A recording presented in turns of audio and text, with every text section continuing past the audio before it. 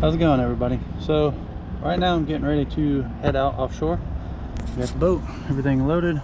It's about time and due for me to take a trip. But first, I'm changing my spark plug.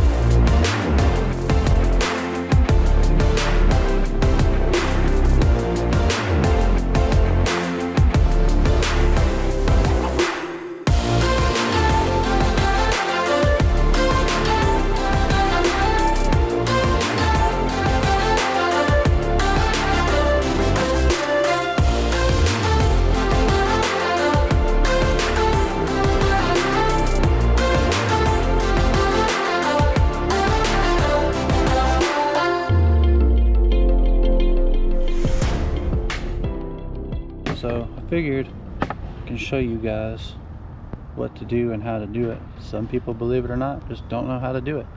So first thing is first, you want to pop the hood off of your motor, and then you want to get the code on your plug, and you want to pay attention to that code and make sure that you stick with the same one.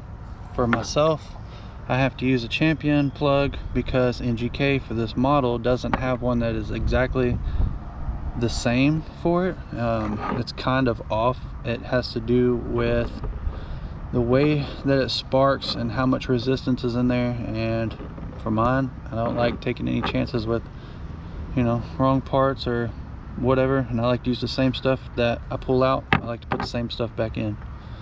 So anyways, we're gonna get started. It's as simple as that. For this motor, it's a 150, it's a 6-cylinder, so I'm gonna need 6 plugs, and you want to make sure that you get the right size socket for it, and you're gonna have to pay attention and not strip these out. You strip them out, it's done with. You have to either get everything remachined or just a new head.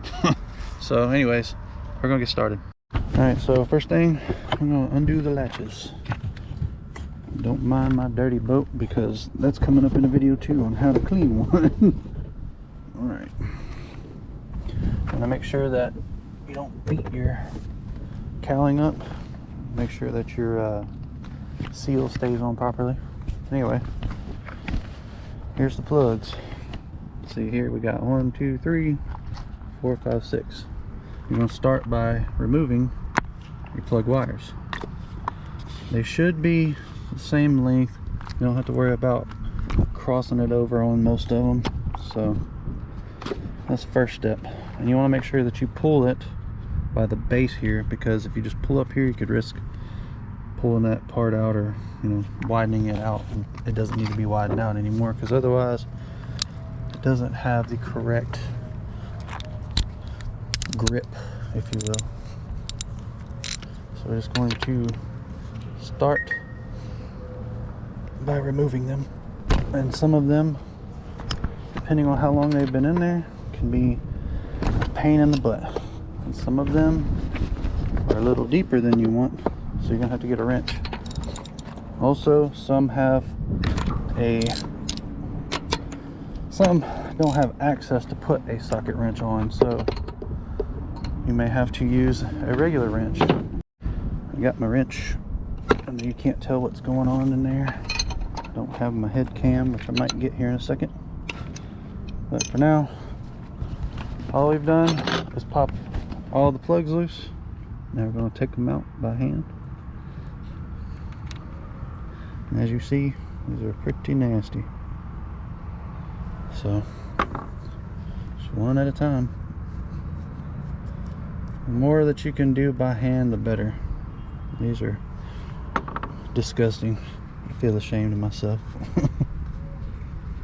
But like I said, you want everything finger tight until you actually tighten it, and you don't want to drop them like that, because they're a pain in the butt to get out of there. But I will get it. Just trying to hold the camera in one hand and work with the other.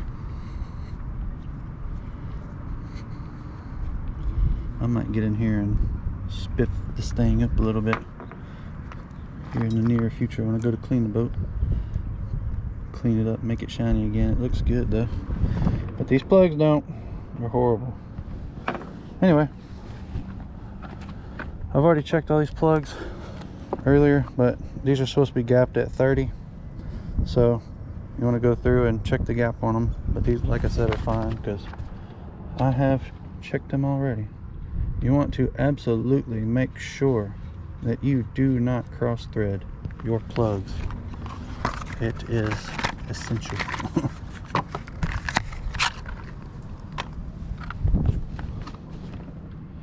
Number 2.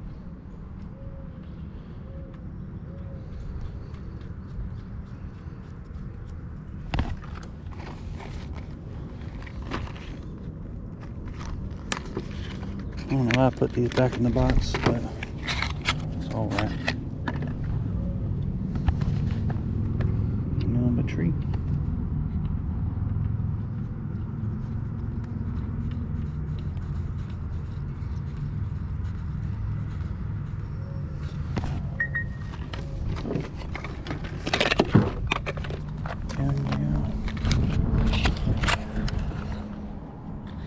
Well, I'm gonna have to re-gap that plug because I just dropped it. That's something else that you don't want to do. Kind of sucks. I think I left my gap tool at the house, but whatever.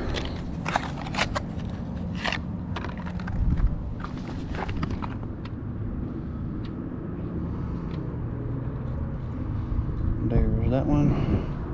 So I'm going to work on getting this plug that fell in here out, down in there, and then I'll re-gap this other plug and I'll be back with you. Alright, so I've re-gapped her, putting them back in.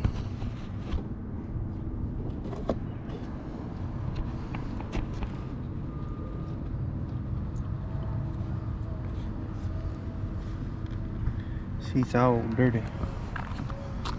Alright, so got 3 old gunky dirty plugs, 6 old dirty gunky plugs.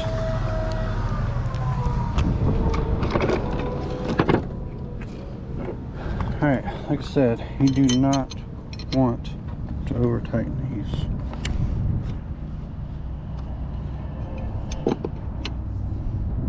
Just snug. Pop your plug back on. You have to make sure that it seats correctly as well. Your plug wire, anyway.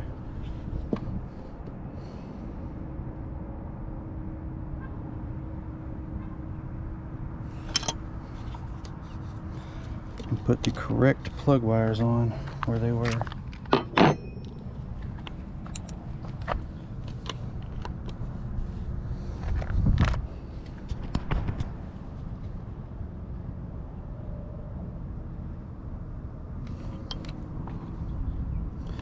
Very easy to strip these plugs out, so it's extremely important to stay careful. You really don't even want that much pressure on them.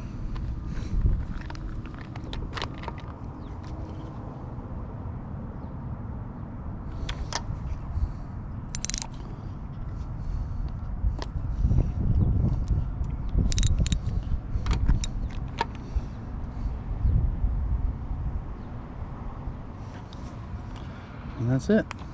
As simple as that. So now, double check all these plugs, or the plug wires, and we're going to reinstall the cowling.